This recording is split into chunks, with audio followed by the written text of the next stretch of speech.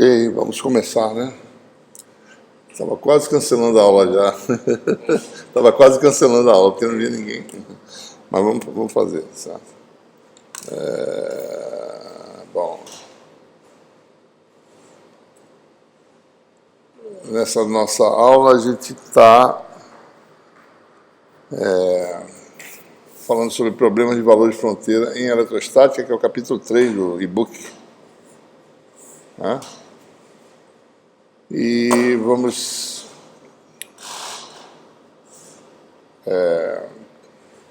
descrever o termo da unicidade, não vamos demonstrar, certo? Falar sobre os problemas que são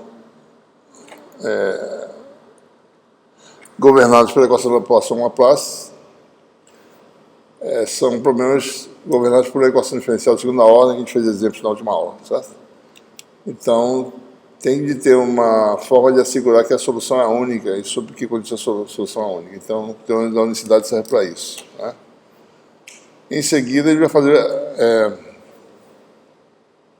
Isso aqui é aula qual? Em 10, tá certo? É isso mesmo?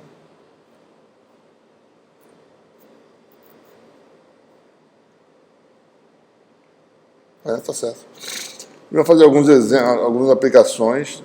Né? A gente já fez alguma coisa na aula passada, a gente agora vai fazer usando o formalismo de solução de equações diferenciais. Né?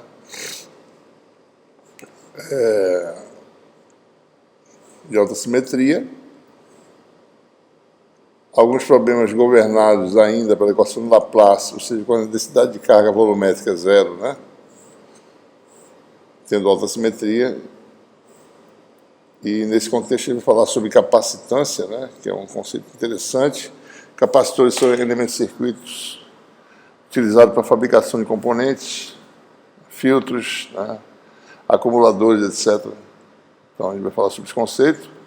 Vamos mostrar que o capacitor de placas paralelas pode ser resolvido, tanto de placas paralelas como esféricas, pode ser resolvido como solução da equação de Laplace. E no fim a gente conclui com esse tópico aí de energia armazenada no capacitor. Né?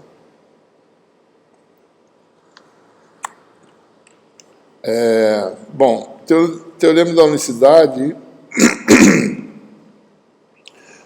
é relacionado à equação de Poisson. Né? Se a equação de Poisson é válida quando o meio é linear, homogêneo e isotrópico. Linear é que você pode escrever o meio por uma permissividade epsilon. Homogêneo é quando essa permissividade não depende da coordenada no meio, certo? E isotrópico quando a permissividade não depende, certo? Da direção do campo aplicado, ou seja, epsilon é um parâmetro escalar. Né? Então, linear, não depende, linear, você pode descrever a relação entre D e epsilon, D e E como D igual a epsilon é. Homogêneo, esse epsilon não depende das coordenadas no espaço. Isotrópico quando isso é um parâmetro escalar, ou seja, isso vale em qualquer direção. Certo? Então, quando isso acontece, o problema em eletrostática é a determinação do campo elétrico. Né? Mas o campo elétrico você pode expressar como gradiente de função potencial, e se você usa as duas equações de Maxwell, você chega na equação de Poisson. Né? Qualquer que seja a distribuição de carga, essa equação diferencial.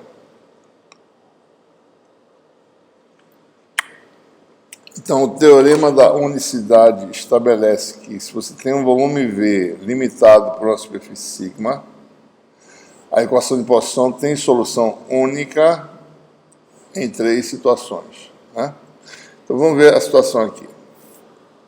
Então, o que é um problema de valor de fronteira? Né? É quando você quer estudar a função potencial dentro de uma região.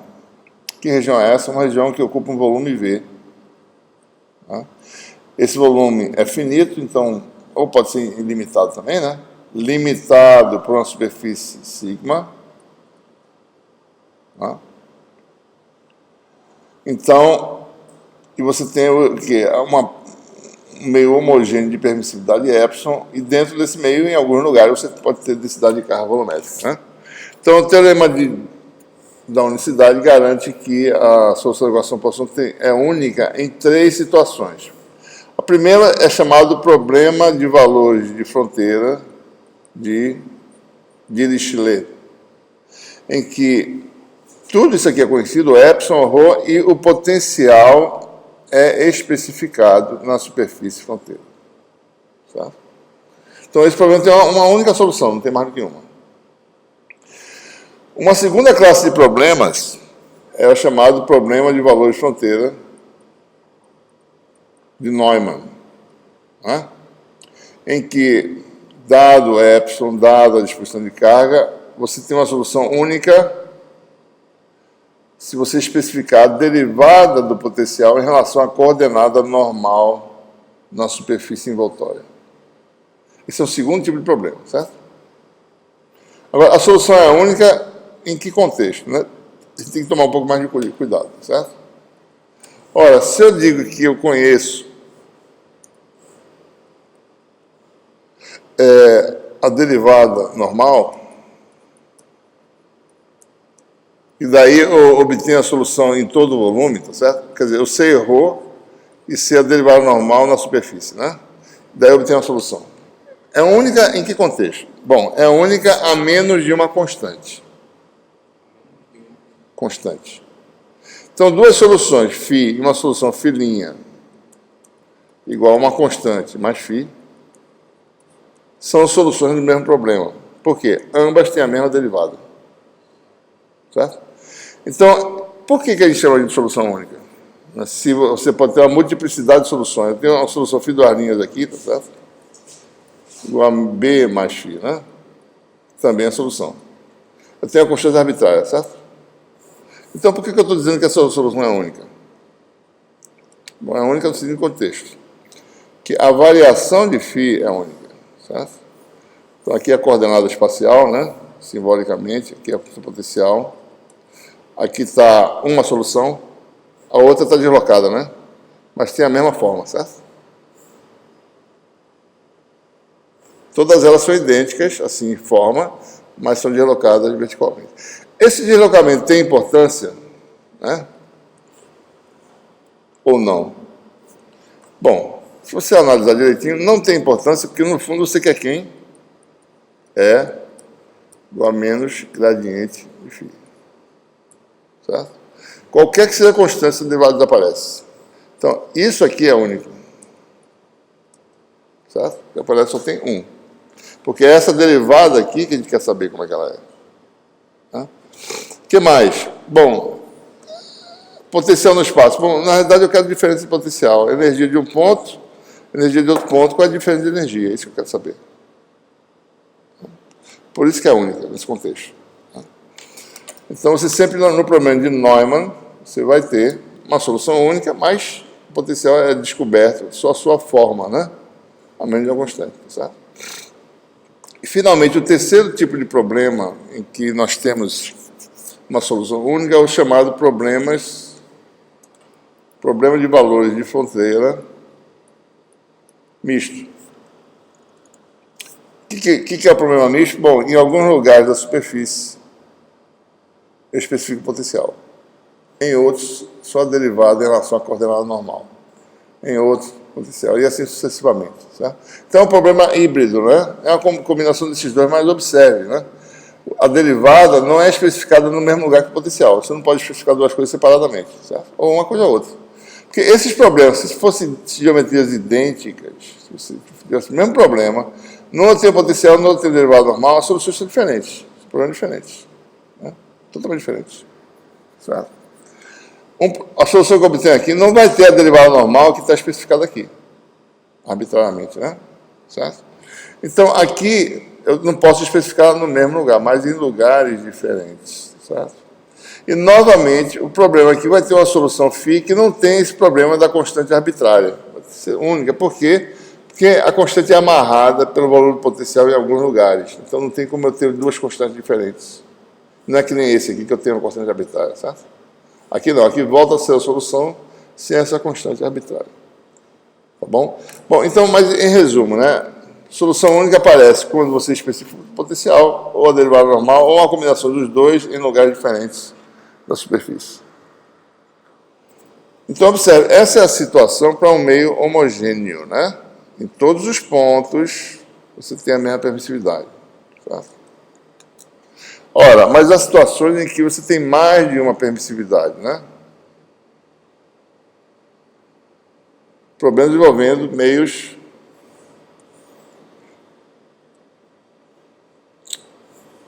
distintos, né? Então, por exemplo, aqui um exemplo. Dois dielétricos em contato. Tá? Esse aqui é um segundo exemplo. Um dielétrico dentro do outro. Tá? Então, o que a gente faz? Bom, se eu tiver só esse problema aqui, eu precisaria, por exemplo, se fosse Dirichlet, né? Precisaria saber quem é o potencial nessa superfície aqui, sabendo já aqui, né? Suponho que eu saiba aqui a informação, certo? Mas eu não sei aqui nessa superfície de contato, que é dentro, né? Dentro do volume, certo? Se eu fosse olhar para o lado de cá também, eu saberia aqui, mas não sei na superfície de contato. O problema de fronteira estaria trabalhando numa superfície entre... Se eu tenho duas superfícies... Aqui. Eu tenho duas envoltórias, sigma 1 e sigma 2. E uma superfície de contato e um volume aqui, V1 e V2, certo? Aí para encontrar o valor do potencial. Aqui no meio. Eu tenho que encontrar realmente no meio, né? Entre as duas superfícies? Porque por cima. Certo, você não sabe, né? Mas eu precisaria dessa informação para resolver em cada banda aqui. Não, então, mas o problema é para encontrar entre elas. Né? Não. Em qualquer lugar. Porque se eu tenho o φ1... Eu quero saber φ1 e φ2. Por quê? Eu quero saber a atividade elétrica aqui dentro, quero saber energia, quero saber um bocado de coisa. Pode ser que aqui tenha, por exemplo, um eletrodo e aqui tenha outro, certo? V1 e V2. Qual é um capacitor, por exemplo, um dois elétricos, né? Então, sabendo o potencial, eu sei o campo elétrico, daí sei o acúmulo de carga, sei um bocado de coisa.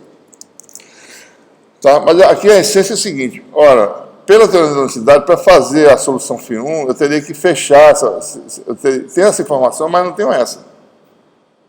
E φ2 eu tenho essa, mas não tenho essa. Então, o que falta? Bom, a gente conecta as duas soluções aqui nessa superfície de contatos, usando condições de contorno, né?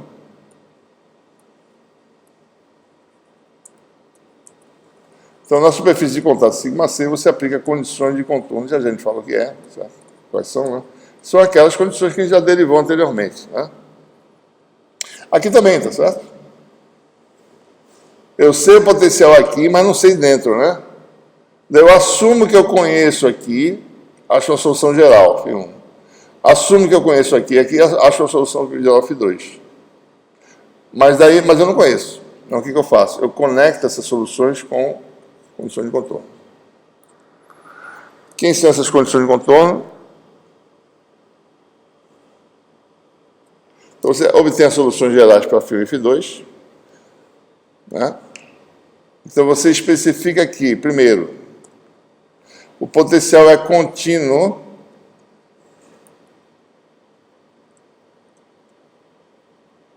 função é única, né? Na superfície comum às duas regiões. Certo? Potencial no lado 1, na superfície de contato, é igual ao potencial calculado pelo lado 2 na superfície de contato. Não pode ter mais de um valor, só tem um, certo? Então, essas funções se amarram. E a segunda condição é essa aqui. De onde vem isso aqui? Vamos só olhar com calma, né? Nós sabemos que tem a condição de contorno que é produto escalar, né? Que está a interface entre dois meios, né? N vai de 1 para 2, né? Então, você tem produto escalar de N com o vetor D2 menos D1.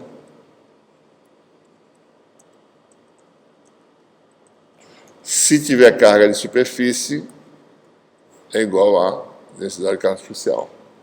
Ora, mas quem é D2, né? Então, vai dar N escalar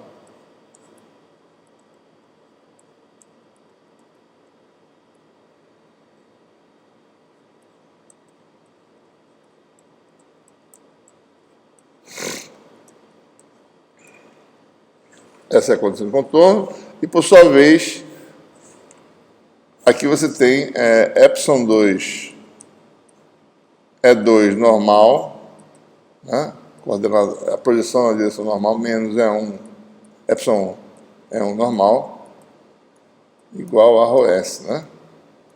Ora, então, mas o E normal é o gradiente, né? Produto escalar com gradiente potencial, né? É a projeção do gradiente na direção normal, que é o campo elétrico normal. Isso aqui é a derivada em relação à coordenada normal. Então, se a coordenada normal é xn, né? Chamar de xn essa variável, por exemplo, né? Se fosse a direção z, é coordenada z, certo? Então, é derivada em relação a xn potencial. Ou seja, então isso aqui quer dizer, na realidade é menos, né? Porque é igual a menos gradiente de φ, certo? Então aqui vai ter um menos derivada normal, menos derivada normal, bota esse menos para cá, vai ficar aqui. Então, epsilon 2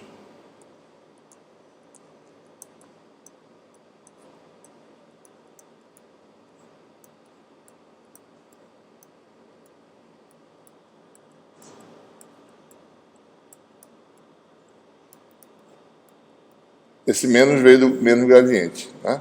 Essa é a condição do contorno, então, a segunda condição do contorno, que vem da condição para o D normal, é descontínuo, se tiver uma carga de superfície.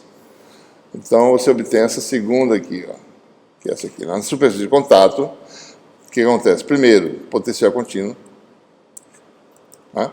Segundo, o epsilon derivado normal é descontínuo se houver uma carga de superfície.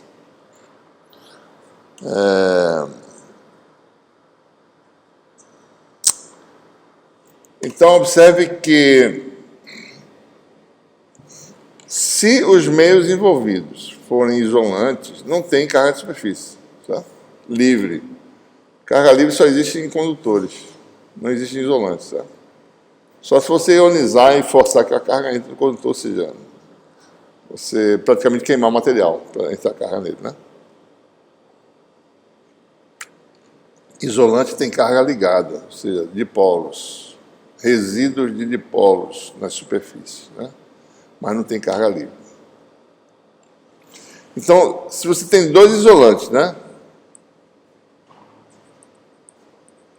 Só vai ter carga de superfície se eu pegar aqui, digamos que eu pego as duas bandas, tá certo?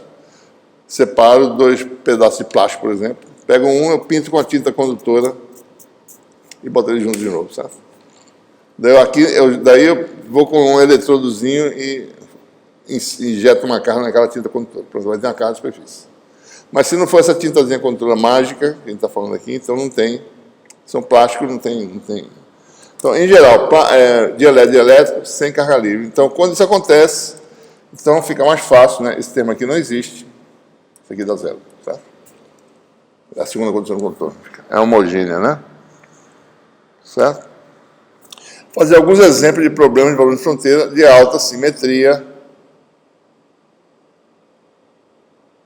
né? Envolvendo dois dielétricos. Isso aqui é um exemplo em que um dielétrico envolve o segundo dielétrico. A superfície de contato é essa aqui, ó. É aqui que eu não sei o comportamento, né? Do potencial. Eu tenho que amarrar os dois, certo? Eu vou botar um pouco mais de informação aqui, botar uma cargazinha pontiforme no centro, né? E vou aterrar esse condutor esférico externo, certo? Então, veja, isso é um problema aqui de Dirichlet. O potencial está especificado, ó, zero lá de fora, certo?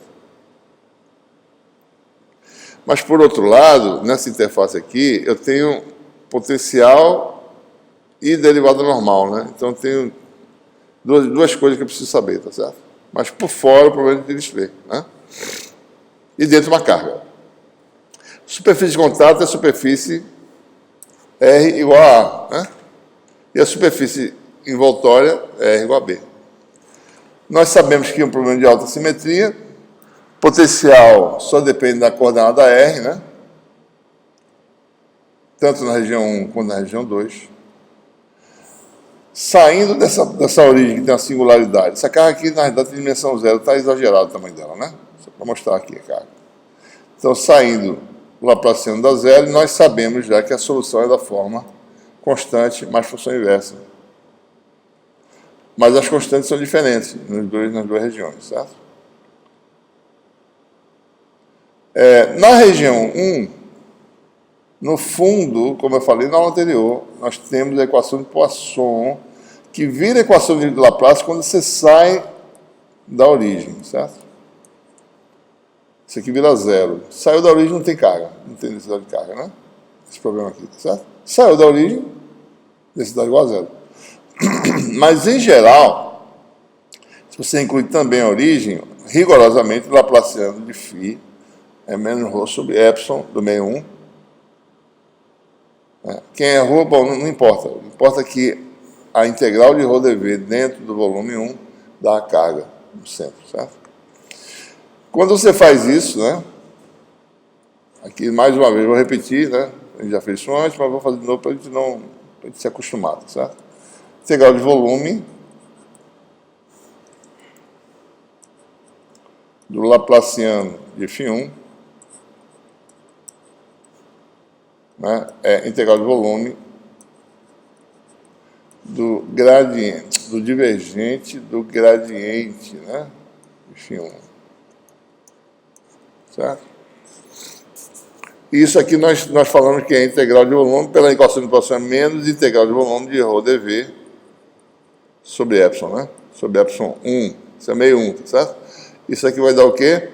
Bora essa integral dar a carga lá no chamar de Q pequeno, né? Menos Q sobre epsilon 1, né? E esse aqui é teorema de Gauss, certo? Integral divergente de um vetor é o fluxo desse vetor. Isso aqui vai dar fluxo na superfície esférica que eu escolher, certo? Do vetor que está aqui dentro. Como o φ só depende de R, isso aqui dá dφ dr, né?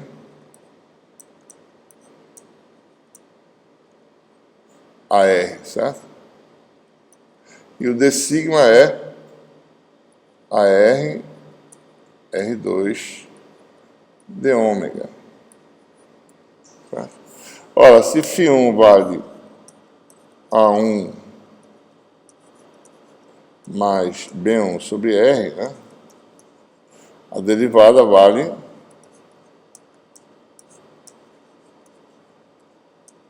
menos B1 sobre R2, tá certo? Então, você tem derivada AR pelo escalada 1, R2 vezes derivada, cancela R2, fica menos B1, e a integral de D1 dá 4π.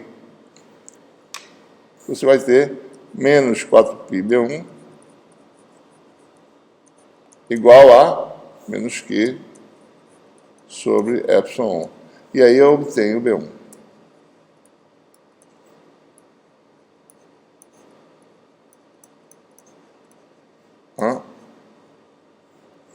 Calculou B1. Como? Levando em conta que tem uma carga na origem. No fundo, se você olhar direitinho, tá certo? Isso aqui é a lei de Gauss, certo? Isso tudo que eu fiz é a lei de Gauss. Ou seja, o fluxo elétrico no meio 1, certo? É igual à carga envolvida, né? Certo? Então, vou fazer por aqui. Né? Isso aqui vai dar o quê? Isso aqui é radial, né? Você tem d sigma radial, AR, escalar D1 também, que é radial, igual a Q.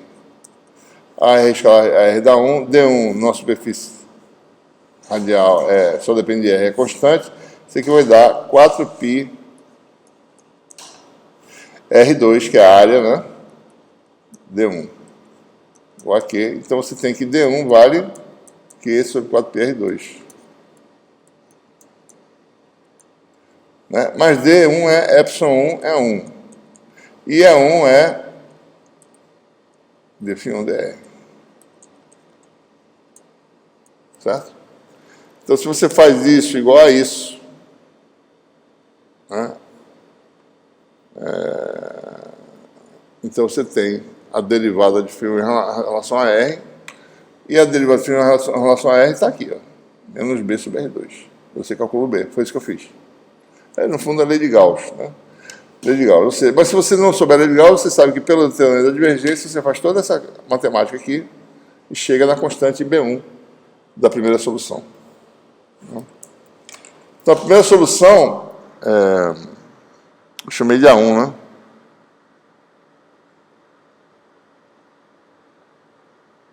Eu chamei ao contrário aqui, tá certo? Eu estou falando B1 lá, mas é A1. É A1 sobre R mais B1, certo? Minhas notas aqui.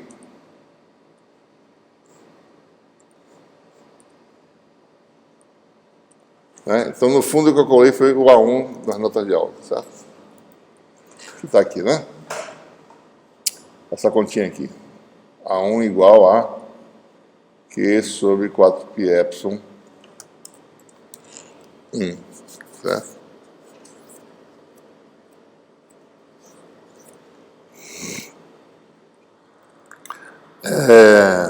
Então, continuando, né? Veja, a gente resolveu uma constante das 4. São 4 constantes. Sabe? A gente sempre tem que olhar, precisa de 4 condições, certo?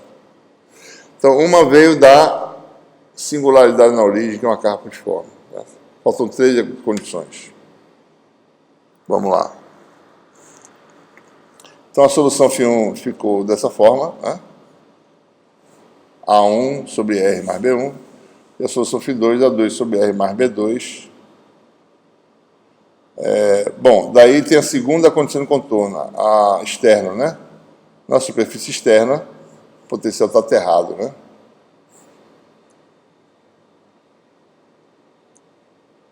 Isso aqui está aterrado. Então, a solução 2 em R igual a B dá zero. Né? A2 sobre B mais B2 igual a zero, ou seja,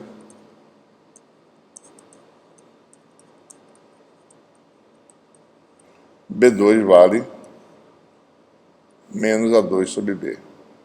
Então, se você joga de volta aqui, você fica, então, agora reduzido aqui a forma de φ2, né? Agora tenho só quantas constantes, A2 e B1, para determinar. Faltam agora 2 condições. Tá? Onde é que elas estão? Na superfície de contato, né? R igual a. O que nós temos aqui em R igual a, né? Potencial é contínuo, φ1 calculado em R igual a é igual a φ2.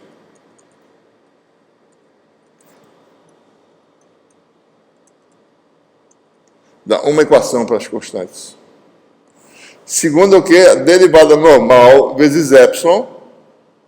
Epsilon é derivada normal de um lado menos do outro, dada a densidade carpusficial. Mas esse meio aqui são 2 isolantes.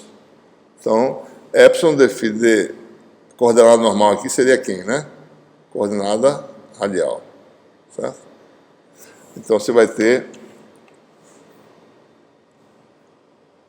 epsilon dφ1 dr, a dada derivada total, porque só depende de R mesmo, né? Então, precisa fazer isso. Derivada de 1 em relação a R em R igual a A é contínua, né? Epsilon 2 dφ2 dr em R igual a A. Tá? Ora,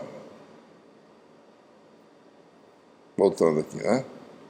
Derivada de φ1 em relação a R vai dar menos Q sobre 4π epsilon R2. Derivada de φ2 vai dar menos A2 sobre R2. Né? Menos A2 sobre R2. Vai ficar epsilon 1 menos Q sobre 4π epsilon 1 R2 mais R igual a A. Então é A2, não é em qualquer lugar, só em R igual a A, certo? dφ2 dr é menos A2 sobre R2, mas em R igual a A. 2 sobre A2, certo?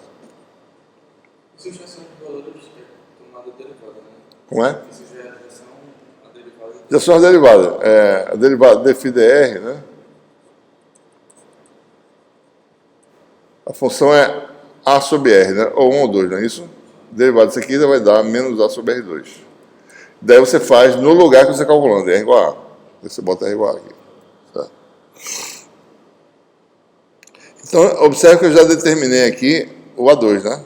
Esse epsilon cancela. Então, você vai ter A2. O A2 cancela, né? Q sobre 4π epsilon 2, né? O epsilon cancelou aqui.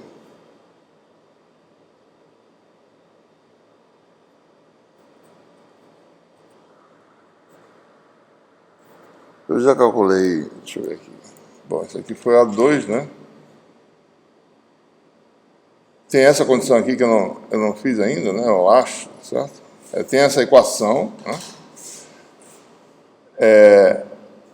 A1, que é dado por isso, sobre A1 é A1 sobre R, que é Q sobre 4π A, mais B1 igual a A2 em R igual a 1 sobre A, né? Menos sobre B. Essa é uma condição. E a outra foi que eu acabei de fazer, tá certo? Que é a derivada normal. Eu calculei A2 já direto. Né? A2 está aqui, ó. Q sobre 4π epsilon 2. B2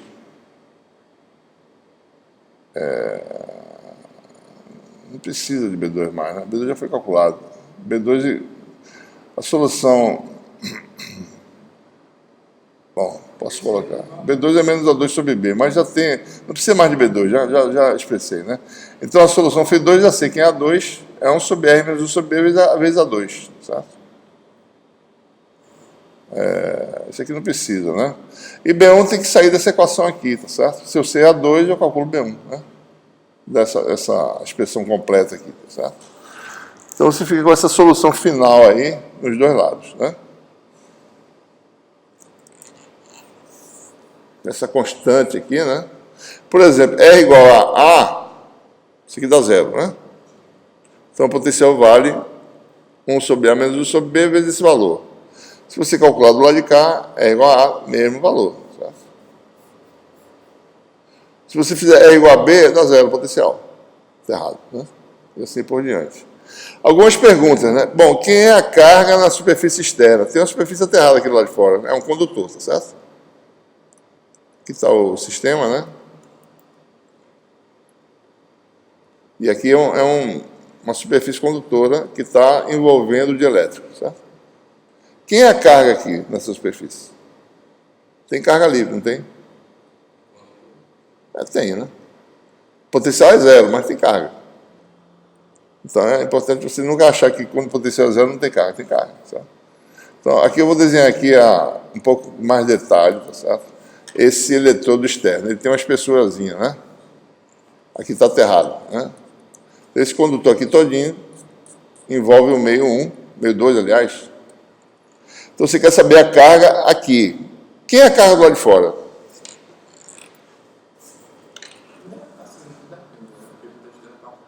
Tá, vamos olhar aqui o sistema. Aqui está o sistema, certo? Sem se importar o que tem aqui dentro, tá? Aqui fora o potencial é aterrado. Quem é a carga? Então, isso aqui é a parede, né? Essa parede aqui. Isso aqui tem uma espessurazinha, certo? Que está exagerado aqui. Então, quem é a carga desse lado aqui? É zero. Por quê? Quando a gente faz o cálculo da carga interna na superfície, a estrutura está zero. Não sei, vamos ver, né? Certo? Vamos ver. Bom, pode ser que dê zero, às vezes não dá, às vezes a carga é transferida para o exterior, certo? De alguma forma, né? Dependendo da situação, né? Se o potencial fosse constante, talvez fosse diferente a situação, certo? Mas não é. O potencial é zero. Bom, se o potencial é zero, no infinito o potencial é quanto? É zero, né? Quem é a solução para o potencial aqui fora? Qual é o potencial que é zero na superfície raio H e zero no infinito? Ele é da forma A mais B sobre R, não é isso?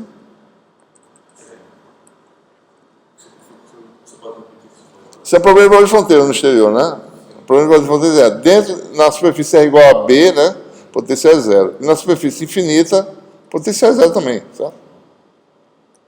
Qual é a solução fim aqui? Isso aqui o volume é esse, ó. Superfície envoltória é essa e essa. O problema de Dirichlet. Potencial dado nas duas superfícies, certo? Então a solução geral, como potencial varia com sobre R, é essa aqui. Mas se o potencial é zero aqui e aqui, você tem duas equações, R igual a A e R muito grande, isso aqui dá A, né? R muito grande, você vai ter A igual a zero, tá certo? Isso aqui vai embora. Em R igual a A, R igual a B, né? B sobre B dá zero. Que o potencial é R igual a B. Então B igual a zero. Solução trivial. Potencial do lado de fora vale zero em todo o espaço. Aqui fora, certo? Quem é o campo elétrico? Zero. Porque não tem variação de potencial, né? Tá. Potencial, campo elétrico. Quem é o D do lado de fora? Zero. Bom, a densidade especial de carga aqui é quem? Dessa parede aqui? É o D radial em R igual a B. B mais T, dá mais espessura, tá certo? Aqui é B, né? Aqui é uma espessurazinha T, né? Então, é a componente normal de D do lado de fora. Mas essa aqui vale, o epsilon do lado de fora, digamos que seja vácuo, é radial, é igual a B. Mas E vale zero. Então, densidade de carga superficial é igual a zero. Ou seja, resumindo, não tem atividade elétrica aqui, não tem campo elétrico, não tem carga de superfície do lado de fora. Certo? Então, a carga de superfície... Bom, então, como é que fica a situação? Bom, tem atividade elétrica aqui dentro, no meio epsilon 2? Tem, né? Tem potencial variando? Tem. Tem campo elétrico? Tem. Tem D normal nessa superfície?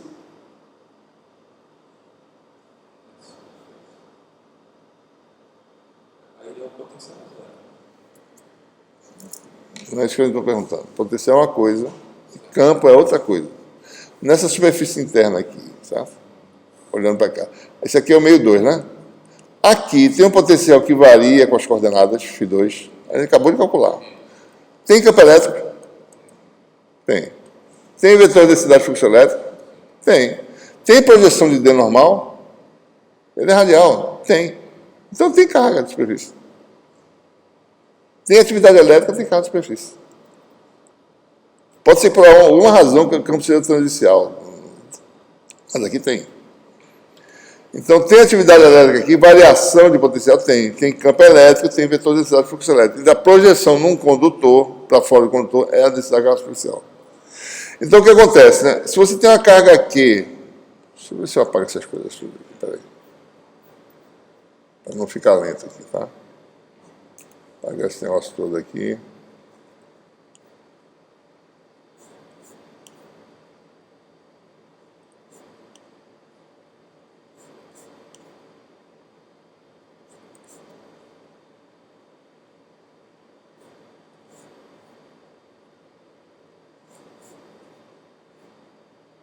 Bem, deixa eu salvar. Eu queria falar mesmo? Deixa eu ver.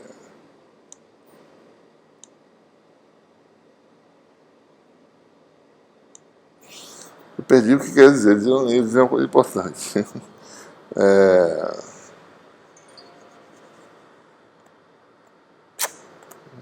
Deixa eu pensar aqui, peraí.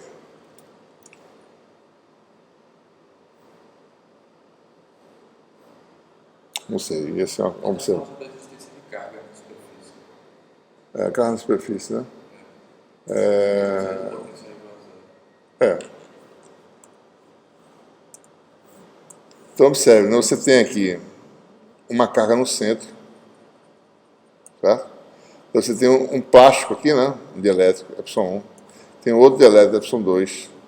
E aqui você tem uma camadazinha condutora, né? De espessura desprezível, né?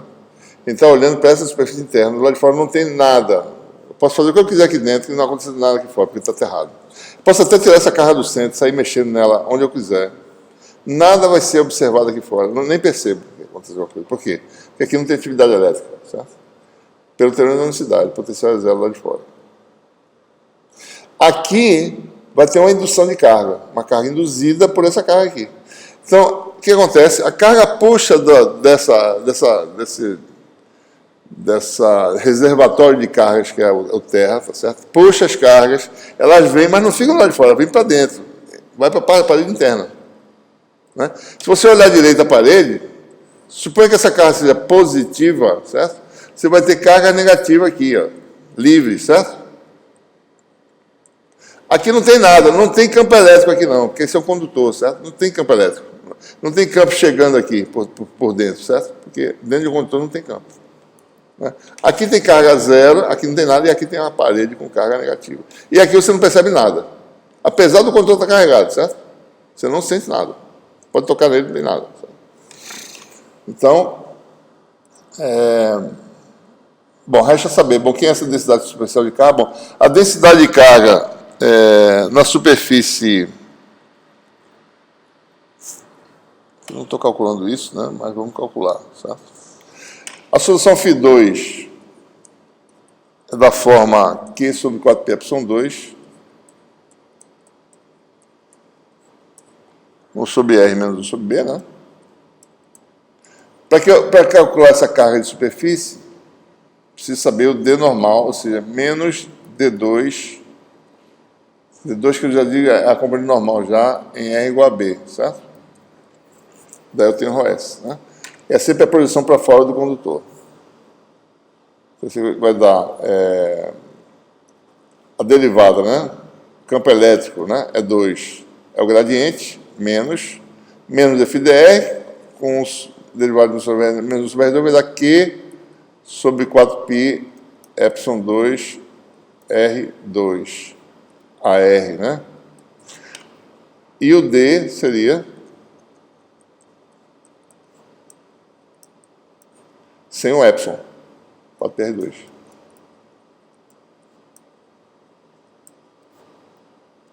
E o D2 menos, né? A componente radial negativa em R igual a B vai dar a densidade de carga superficial. OS igual a menos Q sobre 4π R igual a B. B2. Ou seja, é a carga que está no centro, dividida pela área, né? Do eletrodo, tá certo? Qual é a carga total induzida? Que é S, é a integral de superfície, isso aqui. Vai dar quanto? Menos Q. A carga do centro induz uma carga total menos Q nessa superfície desse eletrodo, do lado de fora.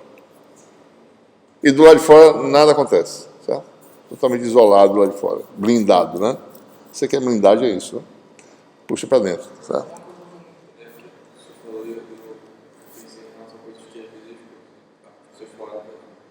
Quando a gente coloca a ficha de potencial no condutor, o campo elétrico faz as cargas se moverem.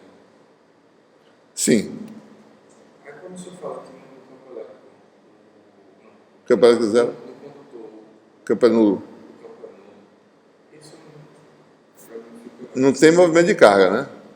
Não há movimento de carga. Esse movimento já cessou. Porque é assim, ó. A gente vai fazer isso no capítulo 4, né? Condutor, daí bota a carga dentro do condutor, certo? Tem campo. Durante algum tempo. Se você deixar o sistema sozinho, essa carga vai para a superfície. E aqui dentro não vai ter mais campo, depois de certo tempo. Porque se tivesse campo sempre, tinha movimento permanente, eterno de carga aqui dentro. Né? Então, como não pode ter esse movimento para sempre, só se fosse um supercondutor, certo? Mas não é o caso, né? Um condutor tradicional, então você tem... O supercondutor você tem que esfriar, né? Temperaturas super baixas, menos 200 graus, para você poder ter uma atividade supercondutora. Mas a gente está falando de um condutor isolado, certo? Então, depois de algum tempo, que é muito rápido, quanto melhor o condutor, mais rápido ainda, esse campo interno desaparece. Então, já atingiu o equilíbrio. Você, por exemplo, você tem um eletrodo, aterrou, já entrou em equilíbrio. É instantâneo, certo? Praticamente. Então, não tem campo mais. Tem campo durante o transitório, até essas cargas saírem de um lugar e chegarem no outro, certo? As cargas são puxadas, né? Então elas vão migrar aqui nesse exemplo, elas vão migrar, tá certo? Vai ter campo aqui dentro durante algum tempo, até esse aqui estabilizar e parar e pronto, estabilizou. Campo igual a zero. Tá? Bom, tem mais informação aí, né? A carga total é como se você transferisse a carga total para o eletrodo, menos Q. É como se ela fluísse, né? Por isso que é densidade de fluxo, né? É como se ela fluísse para o eletrodo, essa carga, e se distribuísse uniformemente.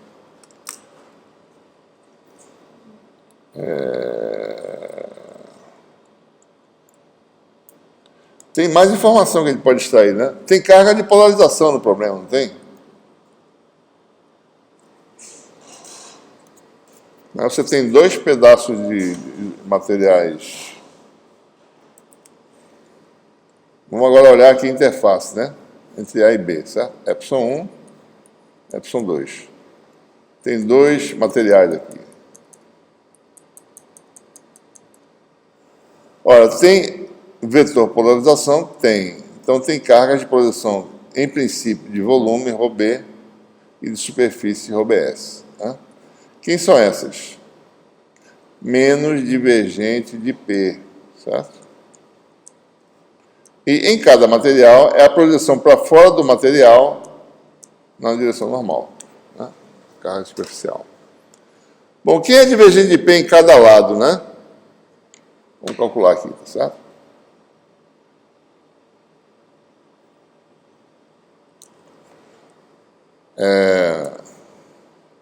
D é igual a relação constitutiva. Epsilon 0 é daqui que tira o P, mais P. Por outro lado, D no meio 1 ou 2 é Epsilon E, né? Certo? Bom, então eu posso, ou equivalentemente, E igual a D sobre Epsilon, né? E igual a D sobre Epsilon. Isso aqui pode ser escrito como Epsilon 0 sobre Epsilon D mais P. Você tem o quê? P vale 1 menos Epsilon 0 sobre Epsilon vezes D. É parecido, né? P e D são parecidos, a mesma constante. Bom, então a primeira pergunta. Quem é a densidade de carga volumétrica de polarização? No meio 1 ou 2, tá? Estou fazendo em geral aqui, certo? Isso aqui vai dar menos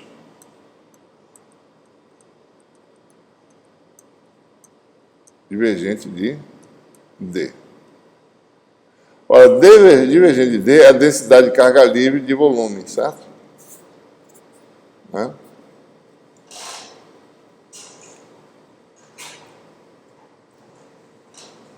Certo? Bom, isso aqui dá zero em todos os pontos. Aqui está o dielétrico 1. Aqui está o dielétrico 2. E aqui tem uma carga putiforme, certo? Então, essa densidade de carga de polarização vai dar zero aqui em todos os lugares, porque não tem carga livre, certo?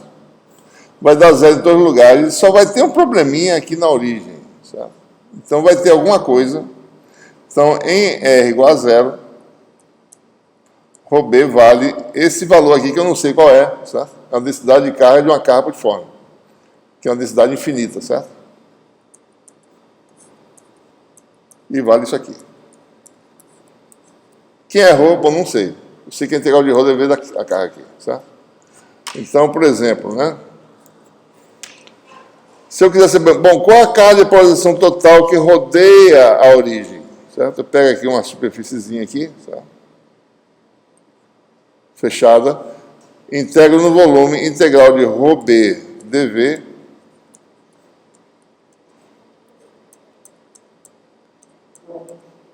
quanto é que está a integral de ρdV em torno da origem? Q. Então tem uma carga QB de polarização que rodeia a carga da origem dada por isso aqui, menos 1 menos Epsilon 0 sobre Epsilon 1 no caso, né? Vezes Q. Isso faz sentido. Vamos ver aqui com mais detalhe se tem mesmo essa carga. Bom, vou aumentar aqui, exagerar, tá? Aqui está a origem, certo? Aqui está a carga na origem. Digamos que seja uma carga positiva. O que essa carga faz com os dipolos?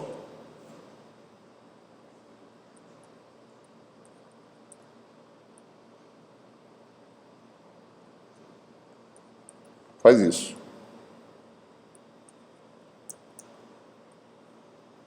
Ela puxa um lado do dipolo para ela, certo?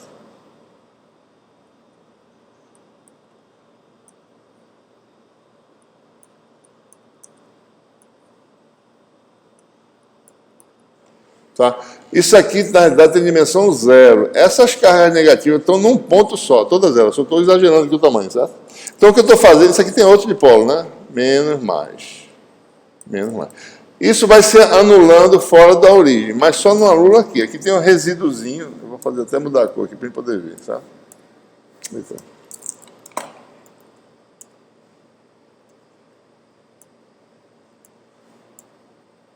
Tá. Tem um resíduo de carga nessa superfície fechada imaginária aqui, ó, de polarização. Tem a carga livre aqui no centro, e a de polarização são essas negativinhas aqui, tá certo? E o valor total dessas cargas dá quanto? Isso aqui é menor que 1, isso aqui é positivo, e esse total aqui dá negativo. Que é positivo, né? Que a carga induzida de polarização é menos um número aí, que é esse númerozinho aqui. Então tem de fato essa cargazinha aqui, certo? Eu não sei a densidade, mas eu sei que a carga é esse valor.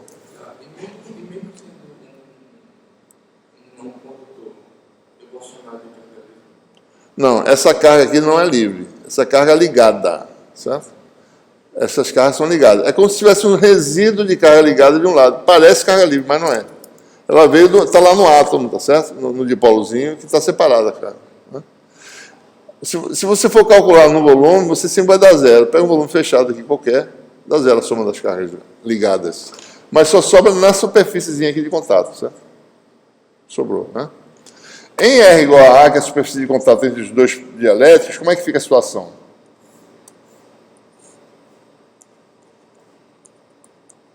Ora, tem uma carga de polarização. Veja, não tem mais carga livre em nenhum lugar, né? Certo? Não tem mais nenhuma carga livre, certo? Carga de polarização. Mas tem aqui, ó, nessa superfície. No dielétrico interno, tem uma carga residual que, na superfície dele, tá certo? Que é o P1 escalar o AR. É o ρBS do dielétrico 1, certo? Do dielétrico 2 tem uma outra carga de superfície que é a projeção do P2 normal, ρBS2 igual a P2 escalar menos AR, que dá menos P2 AR, né? Então, a carga que tem aqui é a soma dessas duas densidades aqui. Então, na superfície de contato, ρBS é igual a A, né? Vai ter P1 menos P2, né? P1 radial menos P2 radial. Tem esse resíduo de carga aí, certo? Que tem dois dielétricos. Quando tem, você vai ter o resíduo devido a 1 e o resíduo devido a 2. Somos os dois, estão no mesmo lugar, certo? Né? Ora, aqui tem, ó, as expressões, certo?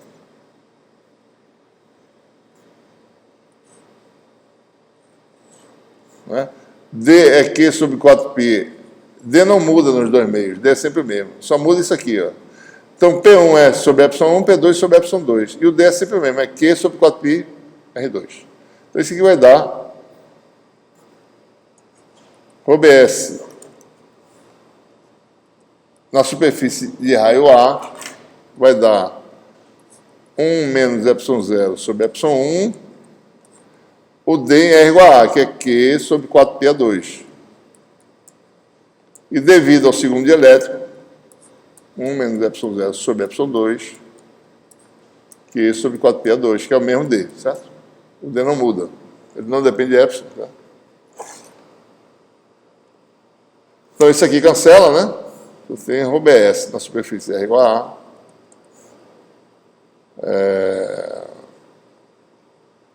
Aqui vai dar menos, né? Menos com mais, né? Vai ficar menos epsilon 0, 1 sobre epsilon 1 menos 1 sobre epsilon 2, Q sobre 4πa2. Tem essa densidade residual de polarização. Não é carga livre, tá? É o resíduo, né? Na superfície aqui é igual a, você tem a carga lá no centro, os dipólitos se orientaram, aqui terminou, ficou menos, aqui ficou mais, tá certo? Mais, né? Certo? E do lado de cá também tem, né? Tem esse mais aqui, aí fica de novo, menos, mais, né? Menos, mais. Aqui tem menos, tem uma carga. Observe que essas cargas não se cancelam, elas não se desaparecem, né? Fica lá presa, uma carga positiva de um lado e uma carga negativa do outro. Por isso tem o menos aqui, por isso tem essa diferença. Certo? Tem uma carga residual negativa no elétron externo, uma residual positiva do elétron interno. Né? Você fica com essas duas. Então, o total é a soma das duas, que dá isso aqui. Se eu quisesse calcular, bom, quem é a carga nessa parede, nessa superfície, a integral disso aqui vezes 4πa2, daria a carga ligada na superfície de raio A, vai dar 4πa2 vezes isso, dá menos epsilon 0. Aí depende, né, o sinal desse negócio aqui, né? Depende de quem é maior, epsilon 1 ou epsilon 2, certo? Essa é a carga. Tá? Então depende, se epsilon 1 é maior que epsilon 2, dá negativo. Se epsilon 1 for menor, dá positivo.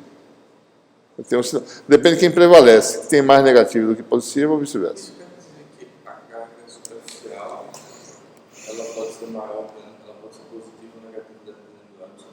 Sim, a carga ligada.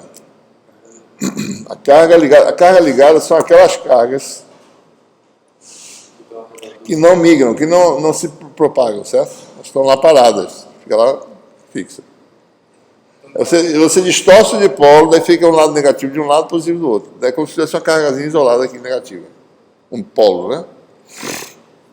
Pode ser negativo ou positivo, depende de quem é mais. Quem puxa mais o campo em relação ao outro. Né? Tá? Finalmente, no eletrodo, vamos lá.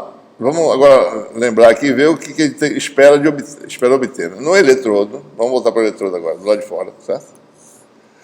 Se Q for maior que zero, a carga no centro, quer dizer que aqui tem carga negativa, né?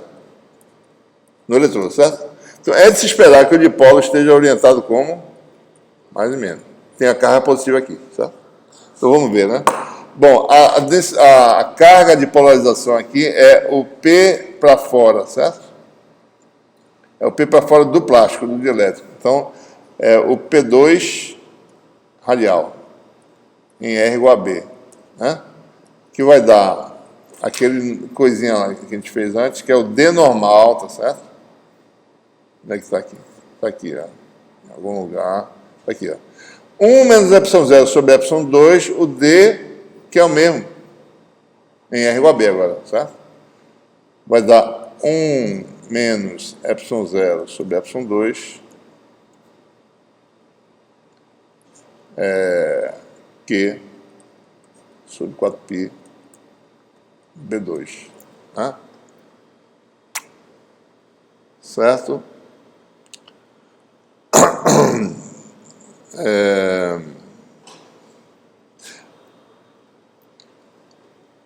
Se você for ver, dá isso aí. Né? E a carga ligada QB na superfície raio B é isso aqui, né? Positivo, tá certo? Porque epsilon 0 sobre epsilon 2 é menor que 1. 4πb2 é a área daqui. Ou seja, aqui tem uma carga QB, dada para esse valor. Tem a carga menos Q aqui, né? E vamos olhar agora essas distribuições que fazem sentido, né? Então vamos lá. Eu tenho aqui uma carga no centro, digamos que seja positiva, né? Chamar de Q. Tem uma carga que é um certo valor aqui, que eu calculei já, né? Deu quanto? Calculei em algum lugar aqui, certo? Onde é que ela está?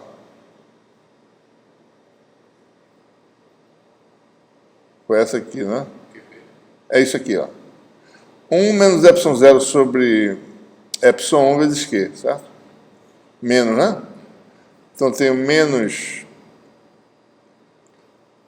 carga Q, né? É isso aqui, né? Eu tenho mais uma carguinha aqui, que é menos 1 menos epsilon 0 sobre epsilon 1 vezes Q. Eu venho aqui com o primeiro dielétrico, certo? E o segundo, né, deu uma carga total que deu aqui, chamar de... Isso aqui é uma carga, né? Eu tenho essa outra aqui, que deu quantos? Tá aqui em algum lugar. Tá aqui, ó. Menos epsilon 0. Aqui tem menos epsilon 0. É isso mesmo? É isso? Vamos ver aqui. Essa carga aqui nessa superfície é igual a A, né? Onde é que tá? Tá aqui. Pronto, aqui tem essa carga. Daí tem a superfície é igual a B. Ó, carga livre, carga de polarização, e uma carga de polarização aqui que vale Q sobre... Aliás, Q...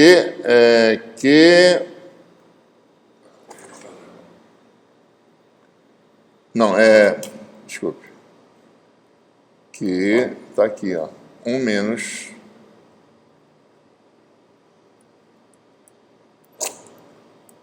epsilon 0 sobre epsilon 2 vezes... Não, tá certo. É só isso, né? É isso aqui. Bom, então tem essa carga livre, uma carga, resíduo de carga ligada que dá esse valor total, carga ligada nessa interface, carga ligada aqui, e tem a carga que é menos Q aqui, certo?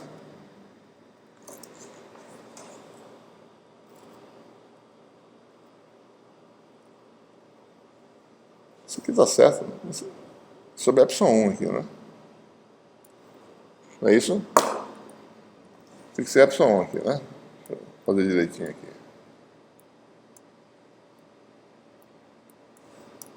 Vamos somar tudinho para ver quanto é que dá. 1 menos epsilon 0 sobre epsilon 1. Então, essa cancela com essa. O sistema como um todo, né?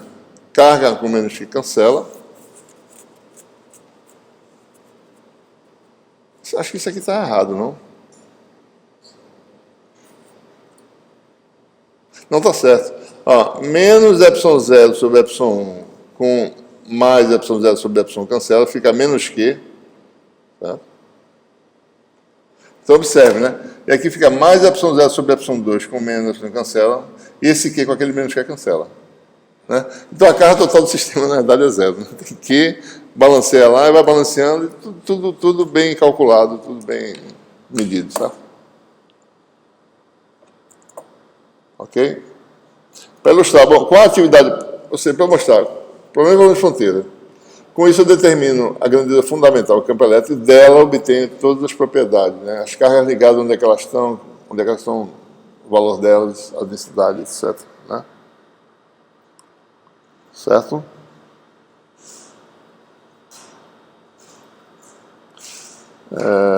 Deixa eu ver o que é isso aqui eu já fiz, né? Pronto. Então, você concluiu esse exemplo, certo?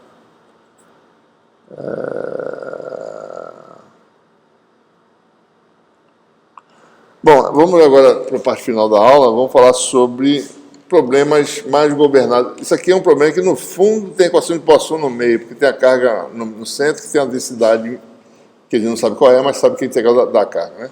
Vamos agora falar sobre problemas que, de fato, são, em geral, governados pela equação de Laplace, certo?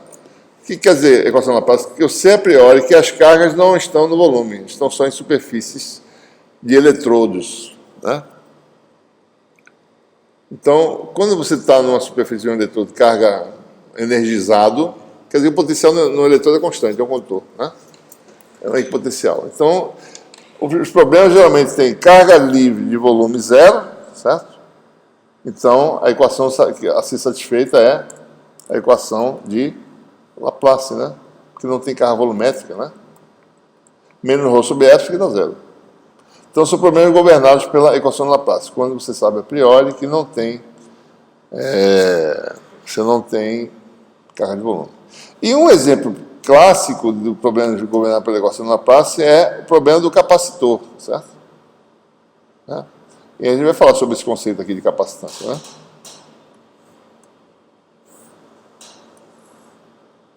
Ou seja, você acumula energia fazendo o quê? Pega dois eletrodos, aplica um diferente potencial, você vai transferir carga de um para o outro. E essas cargas vão ficar onde? Na superfície, certo? Dos eletrodos, né? No regime permanente, certo? Aqui vai ficar menos, né? De forma que você tirou carga de um, ficou menos Q, botou carga no outro, o sistema está neutro. Ficou um diferente potencial. Então a questão é, bom, qual é a capacidade de transferência de carga desse sistema? Dado uma geometria, certo? Quanto de carga eu transfiro para um dado V? Essa é a pergunta. Né? Como é que eu faço para aumentar essa capacidade de energia, certo? Depende da geometria, depende desse epsilon aqui. Né? Então um conceito importante é essa capacidade. E essa capacidade é bem medida pela capacitância, né, que é a razão entre a carga transferida, a carga positiva transferida, ou seja, a carga que fica no eletrodo positivo, e a diferença de potencial. Né? E a capacitância é medida em Coulomb por volt, que define o Farad, né? Unidade de capacitância. Você tem capacitores no laboratório de microfarad, né?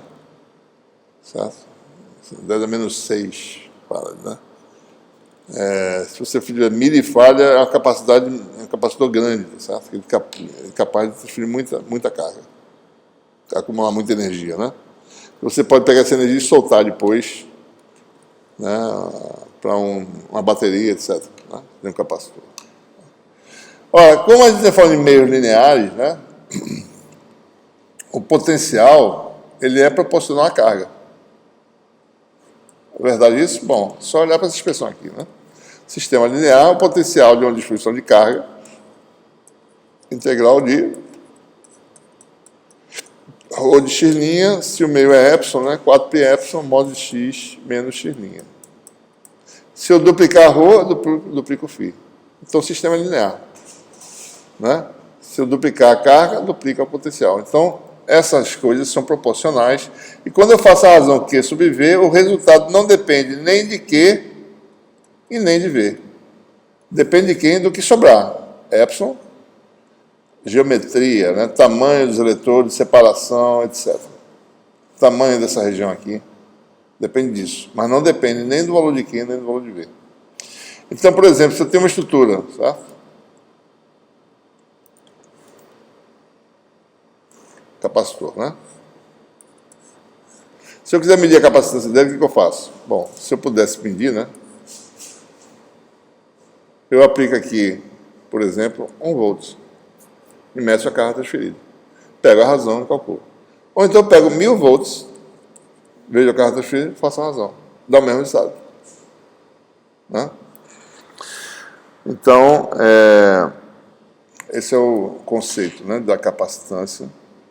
Não depende de Q e V, depende só de epsilon e da geometria. Né? Vou fazer um exemplo aqui, né, mais simples. Depende do que sobrar. O que sobrou? Epsilon e a geometria. Como é que é o tamanho da armadura, qual é a de separação. Né? Por exemplo, né, esse aqui é um caso de um capacitor de placas paralelas preenchido com dielétrico. Né? E, na verdade, a situação é essa. Né? Resolver esse problema exatamente não é simples. Né? Você tem aqui, digamos, um disco, certo?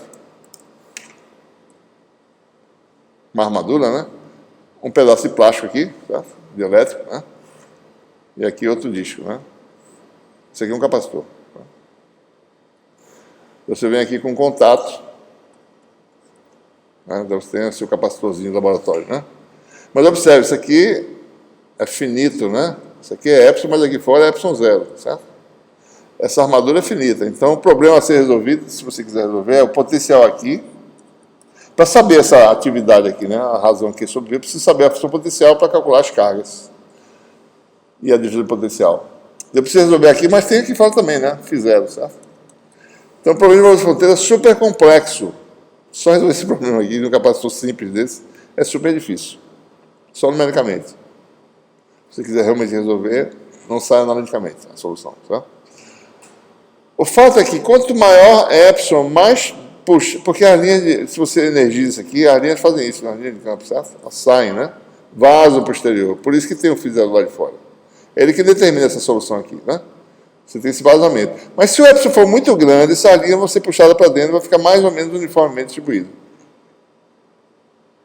Então, uma forma de resolver esse problema é você aproximadamente admitir um capacitor ideal, né? Na verdade, o problema de duas placas infinitas, né? Com um meio entre elas, epsilon. Resolver esse problema mais fácil. Placas infinitas têm simetria de translação na direção, nas dimensões do plano, e eu só tenho que o potencial depende dessa coordenada. Né? Resolvo esse problema e falo, bom, se tivesse área A, o resultado dava tanto. Né? Se a área do capacitor fosse a área desse aqui, né? Chamada de sigma, certo?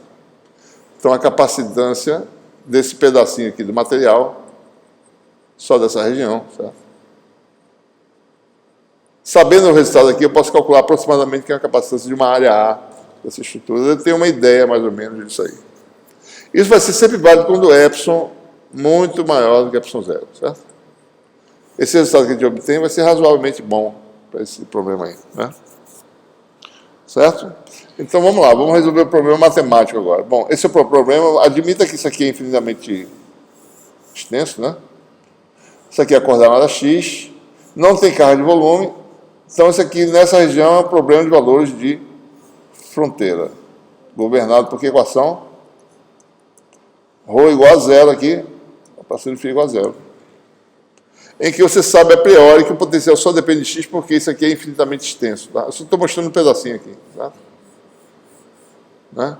O laplaciano é soma das derivadas segundas cartesianas. Se o potencial, ou seja, nesse regime, né, em que isto aqui, esses tamanhos, né, wy e wz, que são as dimensões na direção, numa direção e na outra, tá, são muito grandes em relação a essa espessura, que é o que eu estou falando, né, placas infinitas. Né, então, você sabe a priori que o potencial só depende dessa coordenada. Equação de Laplace. Equação diferencial, então, é d2φ dx2 igual a zero, solução geral, a x mais b. Né? Que é a derivada segunda igual a zero, qualquer função linear satisfaz essa condição. Certo? Daí, condição de contorno. Bom, vamos energizar. Para poder resolver o problema, eu tenho que energizar. De que forma? Da forma que eu quiser. Posso botar v e zero aqui, posso botar v e menos v, posso botar zero e v. O que quer que eu faça, o resultado não vai depender de como eu energizo. Certo? Então, a gente vai fazer isso. Vamos aplicar zero aqui e v aqui e vamos ver o resultado. Solução geral, condição de contorno por ano de Dirichlet, certo? Potencial em x igual a zero vale zero. Potencial em x igual a d, que é essa dimensão aqui, né? Vale v. Certo? Ora, em x igual a zero, isso aqui sai, então, potencial dá zero, quer dizer que b igual a zero, primeira condição. Para b igual a zero, potencial em x igual a zero dá zero. Né? Em x igual a d, a vezes d igual a v, que é o potencial. Achou a, v sobre d. Solução potencial única, função linear, né?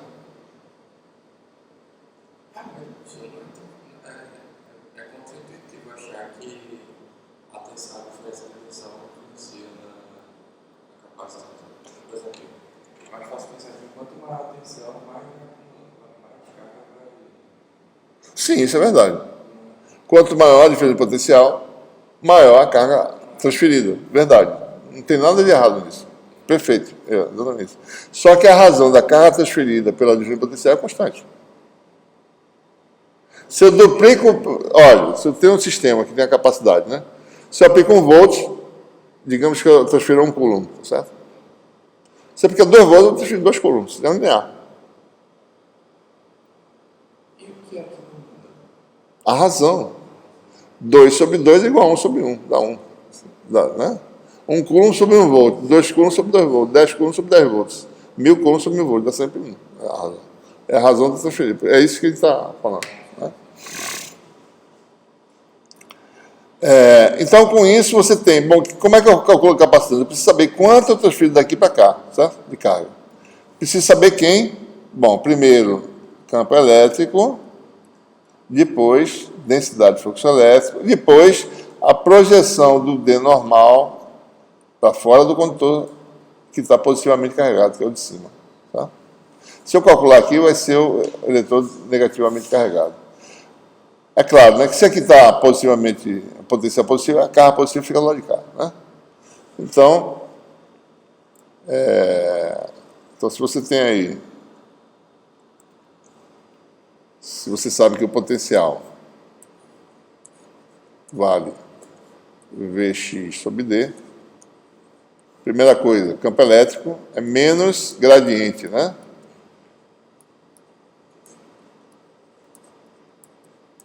Aqui, no caso, o gradiente é menos, vai ser menos AX dφ dx.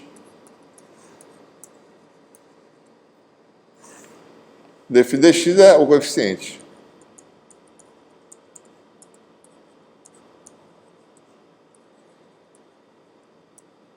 Certo? Ora, V positivo, né, o campo aponta para baixo, né? Carga positiva aqui, carga negativa aqui. Faz sentido.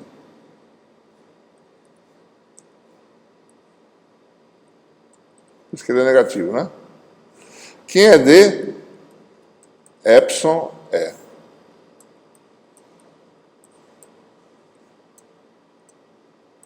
Então você vai para a última parte. Bom, quem é a carga superficial? Aqui está a parede do condutor, certo? De cima.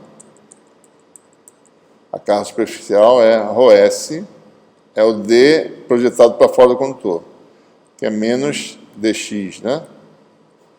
Em x igual a D, certo? Bom, menos dx é menos com menos dá mais.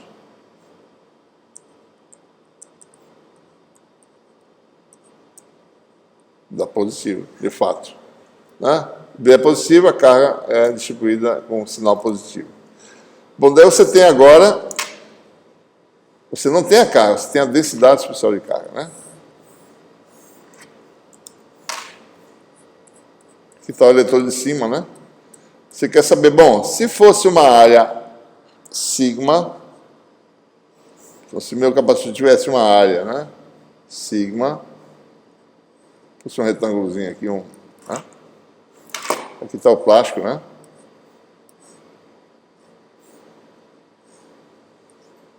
Qual seria mais ou menos a capacitância?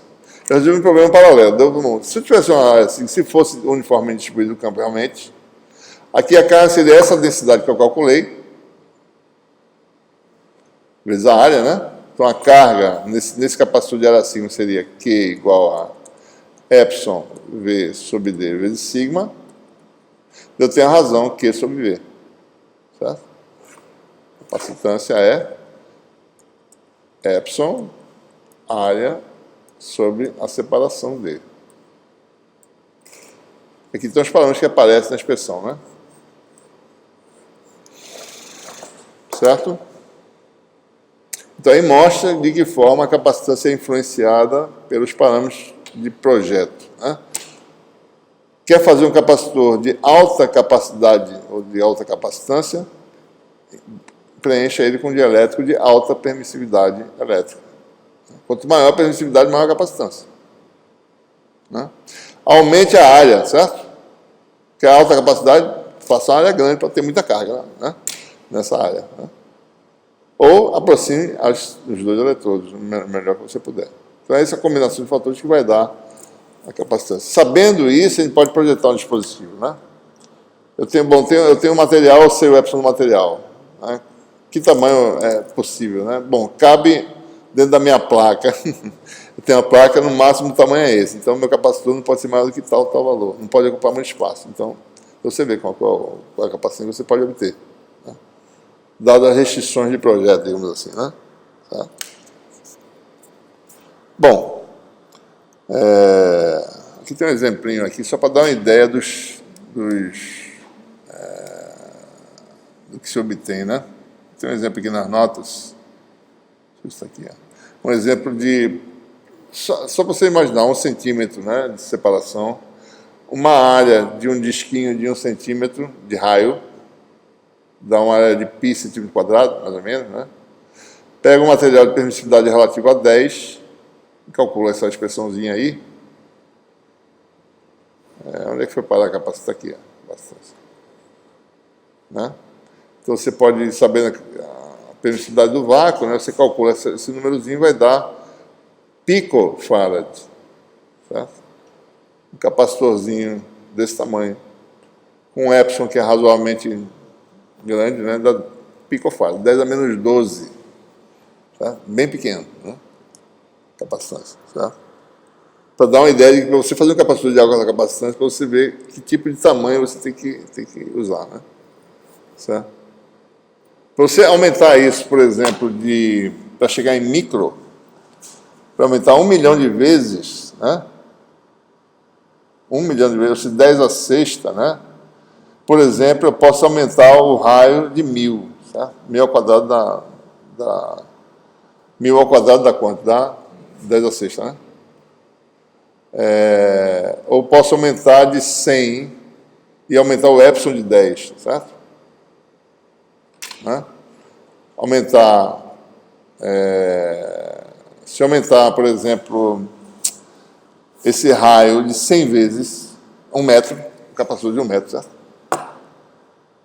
E aumentar o epsilon de 10 vezes, né? Então tem um epsilon de 1000, de 100, né? Então você tem 10 vezes 100 dá 1000, né? Então 1000 vezes maior, a capacitância vai ser microfarad. Para dar uma ideia quão difícil é fazer um capacitor, né? Bom, a última coisa que tem é você dividir por 10 aqui, você aumenta ainda mais, né? Por exemplo, fica bem próximo das duas superfícies. Milímetro, né? Que é muito pequeno, né? Sabe? Capacitor gigante, você passou de milímetro.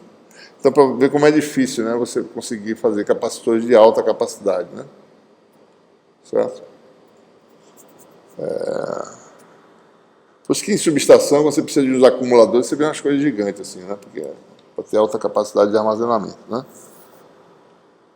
Bom, esse exemplo aqui é um exemplo em que eu resolvi um problema cuja solução exata é numérica, idealizando para uma solução que eu tenho como resolver analiticamente, certo? Mas tem um exemplo aqui, que é o capacitor esférico, que ele tem a solução exata, certo? A capacitância do capacitor esférico é exata. Essa é uma figura fechada, né? Uma região entre 2 eletrodos, com a permissividade epsilon. Nós já resolvemos algumas vezes esse problema, né? Solução aqui dentro da forma A sub R mais B. Suponha que você energize dessa forma, V no eletrodo interno e 0 no externo. Então você calcula as constantes A e B, né? Certo? A solução dá essa aqui, por expressão dá para perceber, né? Em R igual a B, isso aqui dá 0. Em R igual a vai dar B menos A, sobre B menos A, cancela, A com A cancela, fica V. Né? E com isso você tem aí, bom, daí eu energizei com V volts, eu preciso saber qual a carga que eu coloco nesse eletrodo interno, né? Carga Q, certo? Basta calcular a densidade de carga superficial, ou seja, quem é o D normal nesse eletrodo aqui, certo? O E é gradiente, que dá o campo elétrico radial da VAB sobre B menos A R2, que é a derivada de 1 sobre R dá menos 1 sobre R2, com menos do gradiente dá mais. VAB sobre B menos A R2, em R igual a A, e o D radial é epsilon vezes isso, certo? Então, se você fazer R igual a A, vai ficar B sobre A, né? Você tem a densidade de carga ρS A, né? E a carga total é a área 4πA2 vezes isso, que tem a carga aqui. Ou seja, dividindo por V, eu tenho a capacitância do capacitor, né? Epsilon 4πAB sobre B menos A. Ou seja, Epsilon vezes uma área efetiva, isso aqui é uma área efetiva, né? Mais ou menos, certo? Sobre a separação dos eletrodos, que é B menos A. Essa área efetiva é 4π vezes um raio efetivo ao quadrado. Quem é esse raio? Bom, o raio ao quadrado é esse produto da B aqui, ou seja, esse raio é a média geométrica de A e B. E a separação é D igual a B menos A. Parecido com a expressão do capacitor de placas paralelas, mas não é a mesma coisa, né? Depende de uma forma diferente. A gente pode usar uma área efetiva aí, certo? Bom, então você tem esse tipo de... Aqui a solução é exata, né? Se você energizou, você tem a solução exata para o capacitor esférico, certo? Bom, para a gente concluir, a gente também pode calcular um dos objetivos do capacitor é armazenar energia. Então a pergunta é qual é essa energia armazenada, né? Então voltemos aqui ao nosso capacitor ideal, tá certo? 2 eletrodos imersos no meio elétrico, diferença potencial, cargas transferidas, né? Mais Q menos Q. Digamos que essa superfície desse eletrodo tem a área sigma mais e essa aqui tem a área sigma menos, né? Bom, a energia, no ponto de vista da fonte, né, é dada por essa expressão 1/2 integral de ρφ, né? Só que essa integral aqui se reduz à integral não tem carga livre em nenhum lugar, só tem carga livre na superfície do eletrodo. Então vai dar a integral na superfície desse eletrodo da densidade de carga associada a essa carga superfície, superficial, né, na superfície sigma mais, potencial dessa superfície, mais a densidade de carga superficial na superfície sigma menos, potencial na superfície sigma menos, né? Vamos chamar o potencial na superfície sigma mais de φ mais, na superfície sigma menos, φ menos, né? E o potencial é constante, né? Isso aqui é um equipotencial. Então o potencial aqui sai da integral, certo? Você fica, então, φ mais aqui, certo? Integral de ρds, que é a carga do eletrodo positivo. Que é mais, né? Mais φ menos, carga do eletrodo negativo, que é menos. Só que Q mais vale Q e Q menos vale menos Q. Né? Então, Q mais vale Q, isso aqui vale menos Q. Então, tem a diferença de potencial. Isso aqui vai dar Q, φ mais, menos que vale V, diferença de potencial. Então a energia é a carga transferida vezes a diferença de potencial sobre 2. Em termos da capacitância, né? Q igual a C sobre C igual a Q sobre V. Q igual a CV na 1/2 de CV2, que é conhecido, né? Ou Q2 sobre 2C. Tá bom? Bom. Daí terminamos aqui a nossa aula, certo? E aí a gente prossegue, na próxima aula a gente vai começar a falar de problemas em que o potencial depende mais de uma variável, certo?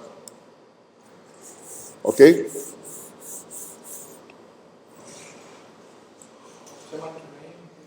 Semana que vem nós temos oficina e prova, né?